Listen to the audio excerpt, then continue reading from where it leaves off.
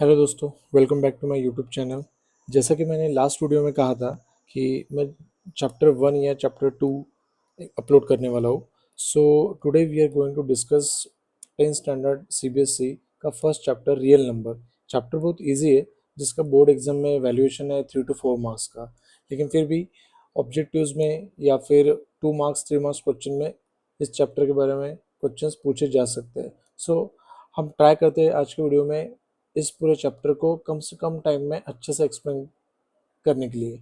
So there is a first question of exercise 1.1, express each of the number as a product of its prime factor. So यहाँ पे factorise करना है number को। जैसे हमने as पहले से हमने देखा है कि जैसे किसी भी नंबर को फैक्टराइज हम आई थिंक 6 स्टैंडर्ड 7 स्टैंडर्ड से करते आ रहे हैं। फिर भी मैं आज आप लोगों को दिखा देता हूँ कि हम फैक्टराइज सिंपल वे में 140। इसके लिए आपको डिविजिबिलिटी दोस्तों आनी चाहिए। जैसे कोई भी नंबर 2 से कैसे डिवाइड होता है, 3 से कैसे डिवाइड होता है, 4 5 6 7 8 9 10 16 till the 18 we have divisibility. Okay, so 140 अगर मैं 2 से डिवाइड करता हूँ तो यहाँ पे 2 7 ज़ा 14, 2 0 ज़ा 0। अगेन 2 से डिवाइड करता हूँ 35। अगेन यहाँ पे 2 से अगर डिवाइड नहीं होगा तो 5 से होगा, 5 7 ज़ा and 7 is prime number, 7 is also divisible by only 7, so here is a 1. So factor of 140, so factor of 140 is equals to 2 into 2 into 5 into 7। तो यहाँ पे मैं 2 इंटू टू, मेरा अभी 2 टाइम्स है, सो इसको मैं 2 स्क्वायर इंटू 5 इंटू 7 भी लिख सकता हूँ। एग्जैक्टली मैंने यहाँ पे फर्स्ट प्रॉब्लम में उसी टाइप से प्रॉब्लम सॉल्व किया है। सो 140 के factor 2 into two into into 5 into 7, so I can write here as a product of prime factor 2 square into 5 into 7। Now 156 again 2 into 2 into 3 into 13, so 2 मेरा 2 times आया है, सो 2 square into 3 into 13, 3825। तो यहाँ पे अगर मैं इसको फैक्टर्स करूंगा तो मुझे 3 2 टाइम्स, 5 2 टाइम्स और 17 1 time. So I can right 3 square into 5 square into 15 into 17, so 3 square into 5 square into 17, now 5005। again 5 into 7 into 11 into 13, यहाँ पे हर एक नंबर एक ही बार आया है, सो मैं इसे एज इट इज रख दूंगा। नाउ 7429, 17 इंटू 19 इंटू 23, तीनों प्राइम नंबर है, सो इसका आगे कुछ नहीं हो सकता है। So question number 1 is over. Now question number 2, find the LCM and HCF and verify LCM multiplied by HCF product of the two number. जैसे अभी यहाँ पे मैं छोटा सा एक एग्जांपल लूंगा।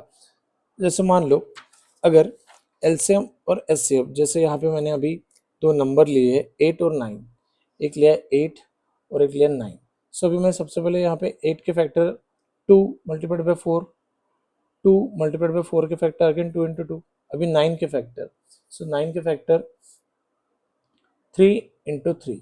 अभी इस केस में मेरा एचसीएफ यहाँ पे कोई नहीं है, क्योंकि एचसीएफ के लिए हमें कॉमन फैक्टर चाहिए। एचसीएफ के लिए हमें क्या चाहिए?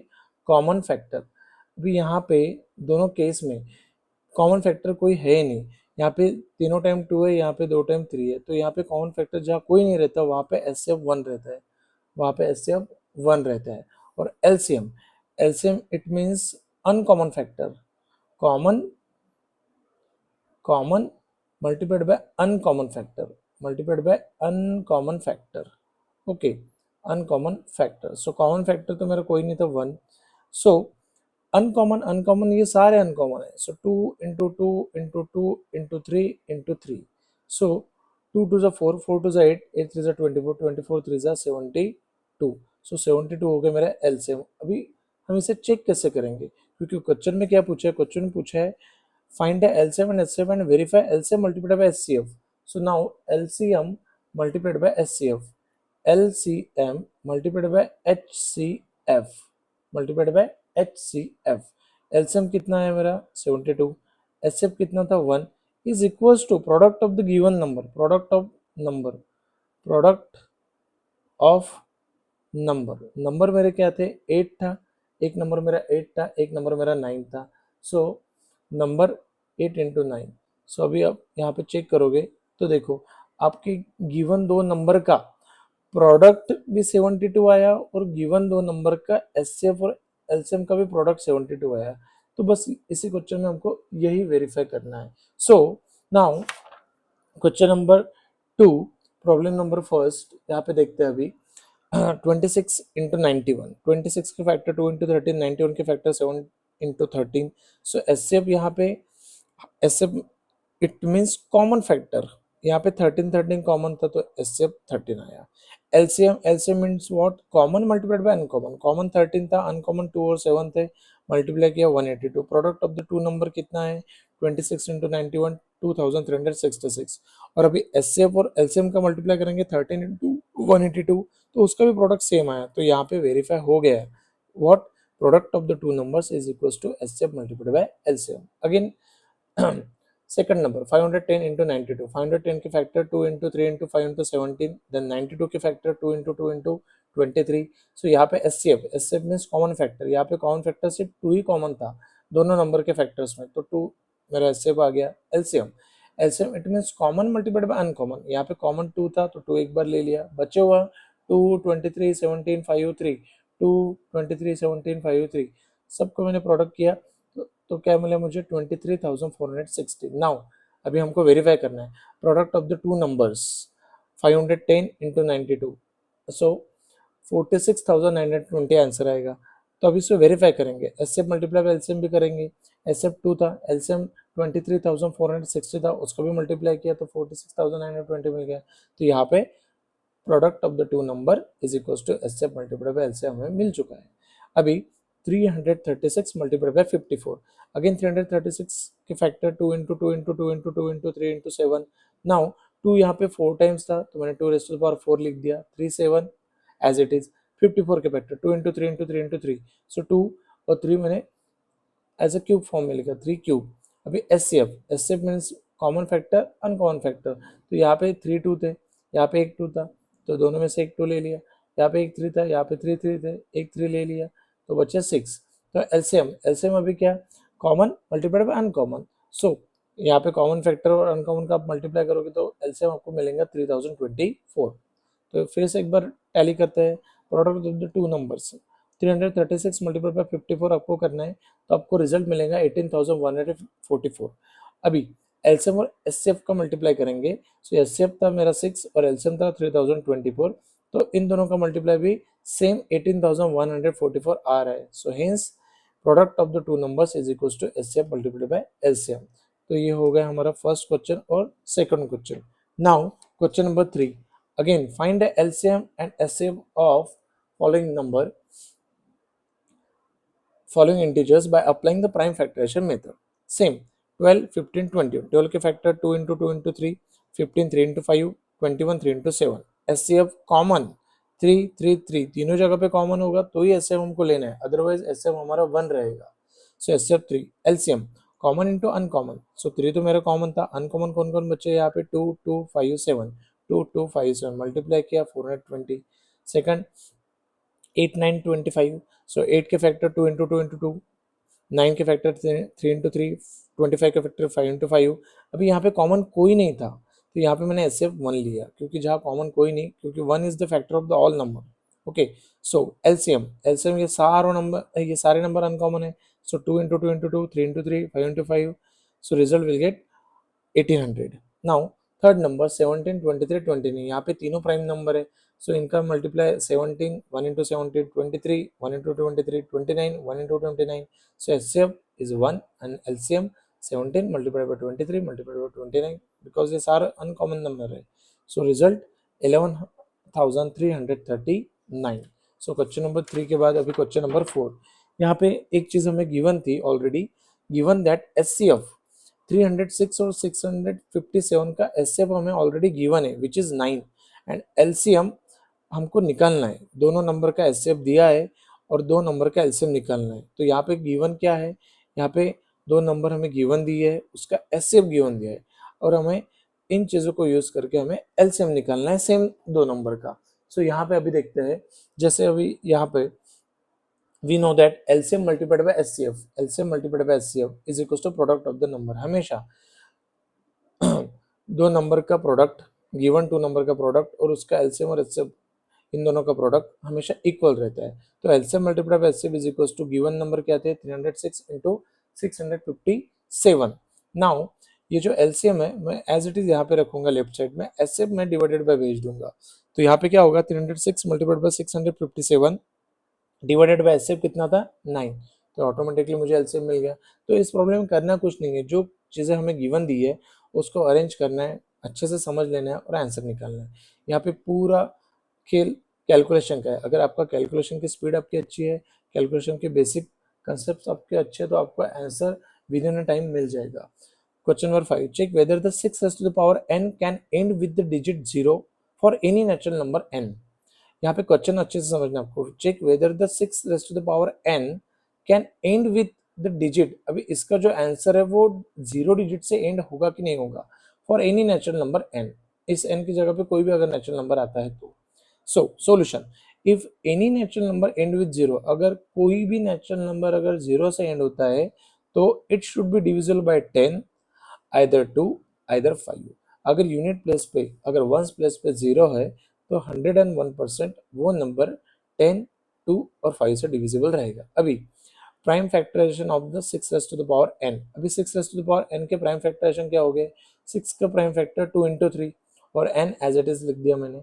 अभी यहाँ पे एक चीज ऑब्जर्व करनी है, it's observe 5 is not a prime factorization of 6 raised to the power n। 5 तो प्राइम फैक्टराइजेशन में है ही नहीं, यहाँ पे 2 है यहाँ पे 3 है, तो 5 तो है ही नहीं। So for any value of the n 6 raised to the power n will not be divisible by 5। सो अभी यहाँ पे n की जगह पे अगर कोई भी नंबर अगर मैं यहाँ पे लेते हूँ, for any value of n 6 raised to the power n will not divisible by 5। यहाँ पे n की वैल्यू अगर मैं कुछ भी लेता हूँ तो जो कुछ रिजल्ट मुझे यहाँ पे मिलेगा वो 5 से कभी डिवाइड होगा ही नहीं। ओके, अगर वो 5 से डिवाइड ही नहीं होगा, इसका मतलब मुझे 6 raised to the power n का जो कुछ भी मुझे आंसर मिलेगा वो 0 रहना ही नहीं चाहिए, वो 0 रहेगा ही नहीं। सो 6 raised to the power n can not and with the digit 0, क्योंकि 6 के फैक्टर में मुझे प्राइम फैक्टर में 2 और 3 मिले, 5 तो मिला ही नहीं। सो यहाँ पे n की अगर मैं कोई भी वैल्यू रखूंगा ना, आप कैलकुलेट करके देख लो, यहाँ पे अगर मैं 2 रखता हूँ तो 2 into 3 6 और 6 का square 36 which is not divisible by 5। Then again यहाँ पे अगर मैं 3 रखता हूँ तो 2 3 जा 6, 6 का cube 212 not divisible by 5। So same question के कंडीशन में वही बताया था कि 6 raised to the power n can end with the digit 0, हो सकता है क्या, नहीं हो सकता है, क्योंकि n की जगह पे जो कुछ भी मैं वैल्यू रखूंगा, वैल्यू रखने में जो आंसर मिलेगा वो डिविजिबल बाय 5 नहीं है। इसका मतलब 6 raised to the power n का आंसर मुझे जो कुछ भी मिलेगा लेकिन वो 0 से एंड नहीं होगा। Now question number 6, explain why 7 multiplied by 11 multiplied by 13 plus 13 and 7 multiplied by 6 multiplied by 5 multiplied by 4 multiplied by 3 multiplied by 2 multiplied by 1 plus 5 are composite number. ये क्यों कंपोजिट है हमें ये बताना है। ओके, नाउ इसको स्टेप बाय स्टेप सॉल्व करेंगे। अभी सबसे पहले प्राइम नंबर क्या है, कंपोजिट नंबर क्या है, वो अच्छे से समझ लेंगे। प्राइम नंबर क्या होता है, जो नंबर 1 से या खुद से डिवाइड होता है वो प्राइम नंबर होता है। कंपोजिट क्या होता है, have a common factor 1, have factors other than 1 and itself. जैसे भी कंपोजिट नंबर में कोई भी नंबर आप लो तो उसका जो डिविजिबल नंबर रहेंगे वो 1 रहेगा, वो खुद के साथ रहेगा और उसका वो एक फैक्टर हमें मिलेगा। जैसे यहाँ पे अगर मैं मान लो यहाँ पे 4 लेता हूँ, 4 किससे डिविजिबल बाय है, 4 से भी डिविजिबल बाय है, 1 से भी और 2 से भी है। सो 4 क्या हो गया, कंपोजिट नंबर हो गया। तो सबसे पहले अभी इसको हम सॉल्व करते हैं। तो 7 मल्टीप्लाई, यहाँ पे एक चीज आपको पैटर्न अच्छे से याद रखना है, यहाँ पे बीच में प्लस का एक पार्टीशन है, लेफ्ट साइड और राइट साइड, बीच में एक प्लस का पार्टीशन है। तो लेफ्ट हैंड साइड में मैंने सारे प्रोडक्ट एज इट इज लिख दिए, 13 को मैंने एज अ 13 मल्टीप्लाइड बाय 1 लिखा। तो यहाँ पे मेरे दो पार्ट बन गए, इस प्लस के साइन के लेफ्ट हैंड साइड में, राइट हैंड साइड में। सो यहाँ पे दोनों पार्ट में 13 मेरा कॉमन है, बचे हुए कौन है 7 11 और 1। 7 11 प्लस 1, 7 इंटू 11 प्लस 1, 13 कॉमन थे तो इसलिए वो ब्रैकेट से बाहर आ गए। So 13 7 into 11 77 plus 1, 77 plus 1 78, 78 into 13 into से। अभी यहाँ पे simple, the given expression has a 6 and 13 as its factors, as its factor. अभी 78 को मैंने फैक्टराइज किया, फिर से 13 इंटू 6 किया, 78 को 13 इंटू 6 किया। Okay, so the given expression has a 6 and 13 as its factor, it is composite number, क्योंकि अभी 78 के आपको यहाँ पे दिख रहा है 6 और 13 दो फैक्टर्स मिल गए। तो मैंने बोला था किसी भी नंबर का 1 वो नंबर इटसेल्फ और कोई और तीसरा फैक्टर अगर निकलता है तो वो कंपोजिट रहता है। अगेन अभी सेकंड, यहाँ पे सारी प्रोडक्ट मैंने यहाँ पे एज इट इज लिखने हैं, प्लस यहाँ पे जो 5 का पार्टीशन है +5 था यहाँ पे, उसको मैंने 5 × 1 लिखा, तो मेरे दो पार्ट बन गए, left hand side plus sign के लेफ्ट हैंड साइड में और प्लस साइन के राइट हैंड साइड में। अभी यहाँ पे दोनों जगह पे 5 कॉमन है, लेफ्ट हैंड साइड में और राइट हैंड साइड में 5 बाहर आ गया, तो बचे हुए सारे मैंने प्रोडक्ट ब्रैकेट में लिख दिए, 76432 1, 76432 1 प्लस ये 1। अभी इस सब का मल्टीप्लाई यहाँ पे आया 1008 प्लस 1, 1009 × 5। अभी यहाँ पे 1009 कैन नॉट फैक्टराइज फर्दर, अभी यहाँ पे 1009 आगे फैक्टराइज नहीं हो सकता है, so given expression has a 5 and 1009 as its factor. यहाँ पे अभी इस वाले एक्सप्रेशन के आखिरी में कितने फैक्टर्स मिले, 5 और 1009, ये दो फैक्टर्स मिले, hence it is a composite number, क्योंकि जहाँ पे 1 वो नंबर इटसेल्फ और दो से ज्यादा फैक्टर निकलते हैं वो कंपोजिट नंबर रहता है। So here is again second equation is also composite number. Why पूछा था इसलिए हमने ये पूरी मेथड की है, यहाँ पे आपको रीजन लिखना है। सो क्वेश्चन नंबर 6 के बाद अभी question number 7, there is a circular path, there is a circular path around a sport field, Sonia takes 18 minutes to drive one round of the field while the Ravi takes 12 minutes। अभी सोनिया को 18 minute लगते हैं एक circular sport ground का round करने के लिए, और रवि को 12 मिनट लगते हैं, यानी रवि को कम टाइम लगता है कंपेयर टू सोनिया।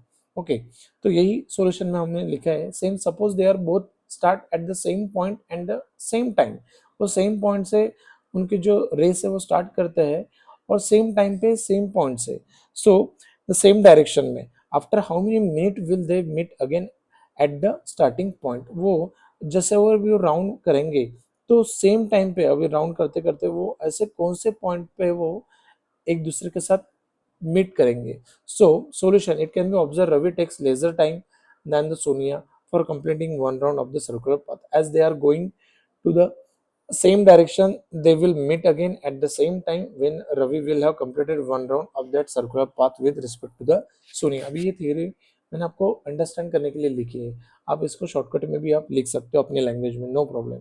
सो यहाँ पे जब भी ऐसे कोई प्रॉब्लम आते हैं तो आपको वहाँ पे एलसीएम निकालना है।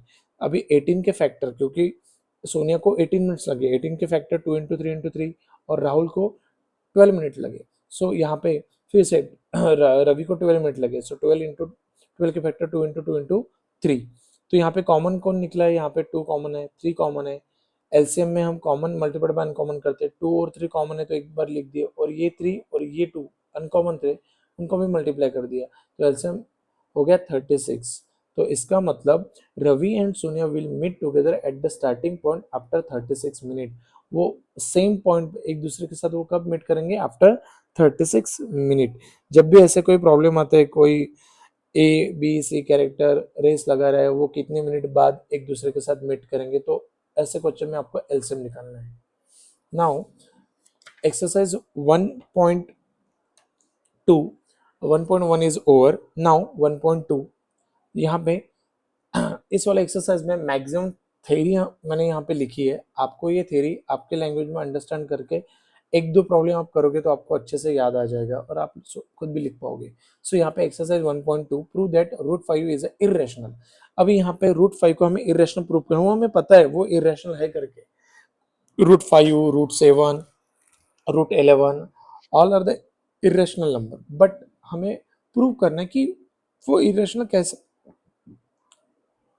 तो सबसे पहले यहाँ पे let √5 is a rational number, हमने सबसे पहले यहाँ पे एज्यूम किया। अगर वो रैशनल नंबर है और हमारा एजम्पशन अगर रॉन्ग हुआ, इसका मतलब वो ऑटोमेटिकली इरेशनल प्रूफ हो जाएगा। सो हमें एज्यूम करते वक्त उसे रैशनल एज्यूम करना है। सो कोई भी नंबर अगर हम रैशनल एज्यूम करते हैं तो we can find two integers a और b, so b is not equals to 0 such that, अभी लिखो यहाँ पे √5 इज इक्वल टू a/b। जैसे कोई नंबर में रैशनल प्रूफ करते हो तो रैशनल नंबर हमेशा ए और बी के फॉर्म में हम इंटीजर्स या फिर को प्राइम ले सकते हैं। यहाँ पे ए और बी इंटीजर्स तो है लेकिन वो को प्राइम भी है, को प्राइम यानी उनका कॉमन फैक्टर हमेशा ए और बी का 1 ही आना चाहिए, कॉमन फैक्टर अदर देन 1 कुछ भी नहीं आना चाहिए, अदरवाइज वो को प्राइम नहीं रहेंगे। अभी √5 is equal to a/b, let a and b have the common factor other than 1। then we can divide them by common factor and assume that a and b are co-prime. so यहाँ पे अभी सबसे पहले b को transfer करेंगे left hand side में, so a equals to root five b बन गया। अभी सेकंड स्टेप में हम बोथ साइड स्क्वेयरिंग करेंगे, a का भी स्क्वायर और रूट फाइव का स्क्वायर फाइव बनेगा, b का स्क्वायर बी स्क्वायर बनेगा। रीजन मैंने यहाँ पे लिख दिया स्क्वेयरिंग बोथ साइड। अभी फिर से मैं क्या करूंगा, ये जो फाइव है ये फाइव ए स्क्वायर को डिवाइडेड बाय चला जाएगा, ये फाइव ए स्क्वायर को डिवाइडेड बाय चला जाएगा, तो बचेगा राइट साइड में ओनली बी स्क्वायर। अगर फाइव ए स्क्वायर को डिविजिबल बाय है इसका मतलब वो ए को भी डिविजिबल बाय, अगर a square is divisible by five and it can be said that a is divisible five. So basic चीज है, अगर फाइव का स्क्वायर फाइव से डिविजिबल बाय है, फाइव का square 25 which is divisible by five, so obviously अगर मैं फाइव स्क्वायर का अगर स्क्वायर रूट लेता हूँ, फाइव स्क्वायर का स्क्वायर रूट अगेन फाइव, तो वो भी फाइव के साथ डिविजिबल होगा।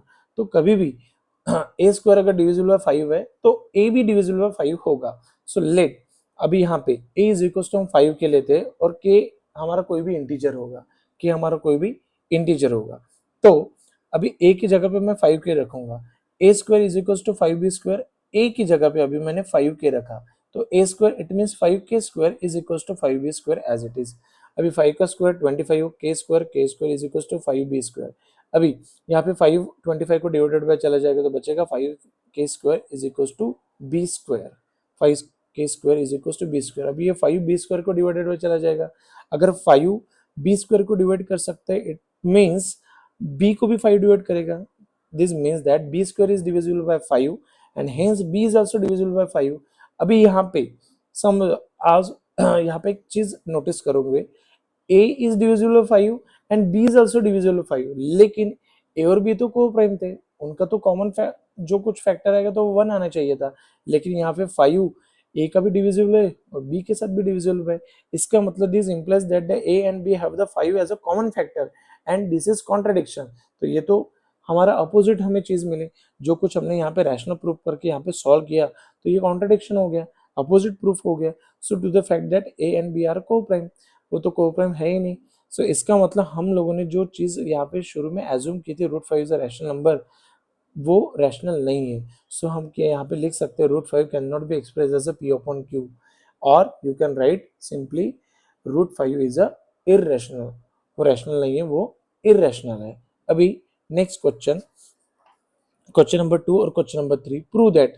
अगेन सेम प्रूफ है, यहाँ पे हर क्वेश्चन में सेम लॉजिक आपको लगाना है और थ्योरी आपको थोड़ी यहाँ पे मैनेज करके लिखनी है। नो वरी, बोर्ड एग्जाम में ये 2 मार्क्स के लिए क्वेश्चन पूछ सकते हैं, लेकिन आप 2-3 प्रॉब्लम इसे सॉल्व करोगे तो आपको इसका आंसर निकालना आ जाएगा।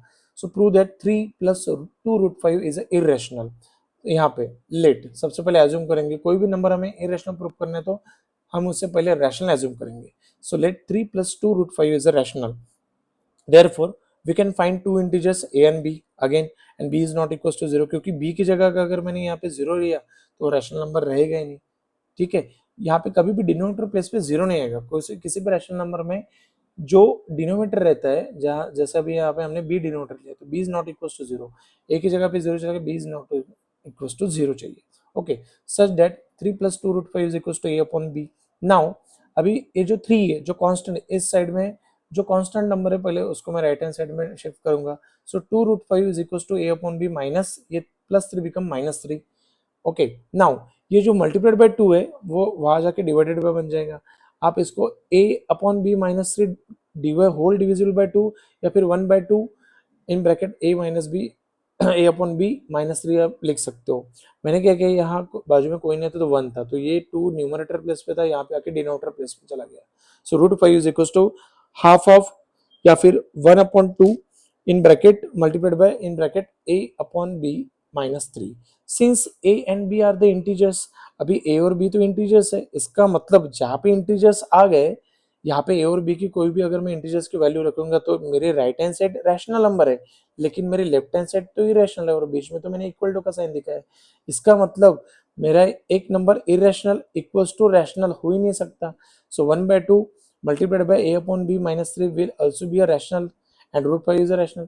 सो यहाँ पे रूट 5 रैशनल हो ही नहीं सकता। So this contradicts the fact that root 5 is irrational. यहाँ पे फिर से कॉन्ट्राडिक्ट आ गया, इसका मतलब अपोजिट चीज है, कॉन्ट्राडिक्ट यानी अपोजिट चीज मिल रही है, जो हम एज्यूम कर रहे हैं वो नहीं मिल रहा है, कॉन्ट्राडिक्ट हो रहा है। सो इसका मतलब राइट हैंड साइड, कभी भी हमें इस टाइप के प्रॉब्लम सॉल्व करते वक्त लेफ्ट हैंड साइड में रूट वाले नंबर लाने हैं और राइट हैंड साइड में अदर देन रूट वाले नंबर। धीरे धीरे एक एक नंबर आपको राइट साइड में शिफ्ट करना है और लेफ्ट हैंड साइड में एक रूट वाला नंबर लाके रख देना है। सो यहाँ पे फिर से hence our assumption is wrong. सो 3 plus 2 root 5 is a irrational number. Again, question number 3, prove that the following are the irrational. 1 upon root 2, 7 root 5, 6 plus root 2. One by one अभी सॉल्व करेंगे। 1 upon root 2, सबसे पहले 1 upon root 2 को हम rational assume करेंगे। 1 upon 2 is a rational, therefore we can find two integers a and b is not equals to 0 such that 1 upon root 2, 1 upon root 2 is equals to a upon b. Okay, अभी b equals to क्या होगा, ये जो root two ए इधर चला जाएगा, B इधर आ जाएगा, तो मैं यहाँ पे बी इधर और रूट टू इधर भेज दिया, b equals to root two a. Again मैंने बोला था आपको हमेशा रूट का नंबर एक साइड और बचे हुए नंबर एक साइड। सो रूट टू मैंने यहाँ पे एज इट इज रख दिया, ए बी को डिवाइडेड बाय भेज दिया। So root two is equals to b upon a. So b upon is a rational as a and b as a are integers. जहाँ पे ए और बी अगर integers है तो वो जब मैं यहाँ पे कुछ वैल्यू पुट करूंगा तो रैशनल रहेंगे। सेम अगेन मेरे राइट हैंड साइड मेरे रैशनल नंबर आ गई और लेफ्ट हैंड साइड मेरे इरेशनल है। So again root two is a rational which contradicts हो गया। So the fact is root two is irrational. So our assumption is false और wrong, then 1 upon root two is a irrational. Now question number 3 के आखिरी दो problem.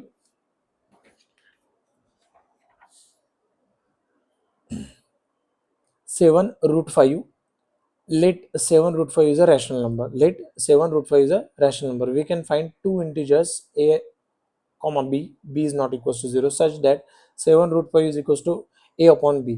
अभी root 5 को मैंने left hand side में रहने दिया, 7 मेरा न्यूमरेटर प्लेस पे था, मल्टीप्लाइड पे था, राइट हैंड साइड में जाके वो डिनोमिनेटर प्लेस पे जाएगा, डिवाइडेड पे हो जाएगा। So root 5 is equals to a upon 7 b। Now a upon 7b is a rational, as a upon b a and b are integers। जहाँ पे इंटीजर्स आ गए वो मेरे रैशनल नंबर है, तो अभी राइट हैंड साइड मेरे रैशनल और लेफ्ट हैंड साइड मेरे irrational. So root 5 should be a rational, this contradicts the fact is root 5 is irrational, so our assumption that 7 root 5 is a rational is wrong or false, so hence 7 root 5 is a irrational number। So again 6 plus root two, 6 plus root two में यहाँ पे फिर से let 6 plus root two is a rational number. No hence we can find two integers a comma b, b is not equal to 0 such that 6 plus root two, ये जो a और b है वो अपॉन में मैंने यहाँ पे लिख दूंगा, 6 plus root two is equal to a upon b। फिर से रूट टू को वहीं पे रहना है, वहीं पे रखना है आपको, 6 को आपको राइट हैंड साइड में ट्रांसफर करना है, वो प्लस था यहाँ पे आके माइनस होगा, a अपॉन b माइनस 6। फिर से राइट हैंड साइड में मेरे दो इंटीजर आ गए और दो जहाँ पे मेरे इंटीजर्स है अगर वहाँ पे मैं कोई भी वैल्यू पुट करता हूँ, ये नंबर रैशनल है और मेरे ये नंबर इरेशनल है, बीच में इक्वल टू का साइन है, ये कॉन्ट्राडिक्ट हो गया।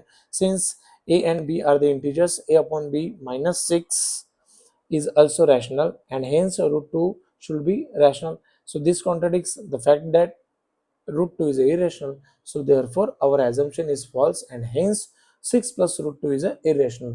बोर्ड एग्जाम में दोस्तों आपको ऐसे ही सॉल्व करना है, ये चैप्टर यहाँ पे फिनिश हो चुका है, लेकिन इस चैप्टर के आपको मोर प्रॉब्लम्स सॉल्व करके देखने हैं। ज़्यादा से ज़्यादा आपको NCERT exemplar, then R D Sharma जो मैक्सिमम स्टूडेंट्स रेफर करते हैं और मैं भी सजेस्ट करूँगा कि आप मैक्सिमम प्रॉब्लम्स के लिए आप आर डी शर्मा और एनसीईआरटी एग्जाम्पलर एक बार टैली करो, उसमें जो प्रॉब्लम है वो भी आप सॉल्व करके देखो ताकि आप वेराइटी ऑफ प्रॉब्लम सॉल्व करके खुद का कॉन्फिडेंस बिल्ड कर सको। So first chapter is over. Okay, अगर आपको कोई भी डाउट है या कोई भी आपको कुछ पूछना है तो आप मुझे कमेंट सेक्शन में ज़रूर बता सकते हो, मैं फिर से वो ट्राई करूँगा कि वो पर्टिकुलर प्रॉब्लम आपको अच्छे से एक्सप्लेन हो सके। ओके, और वीडियो को लाइक शेयर और सब्सक्राइब जरूर कीजिए क्योंकि आपका लाइक शेयर और सब्सक्राइब मुझे मोटिवेट करता है ताकि मैं और चैप्टर आपको अच्छे से एक्सप्लेन कर सकूं, आपके सामने नए नए टॉपिक्स अच्छे से ला सकूं। सो मिलते हैं अगले वीडियो में। आप मुझे कमेंट सेक्शन में बताइए आपको नेक्स्ट चैप्टर कौन सा चाहिए। So same chapter I will try to figure out and I will try to explain in a one shot. So मिलते हैं नेक्स्ट वीडियो में. Till then keep studying. Bye bye.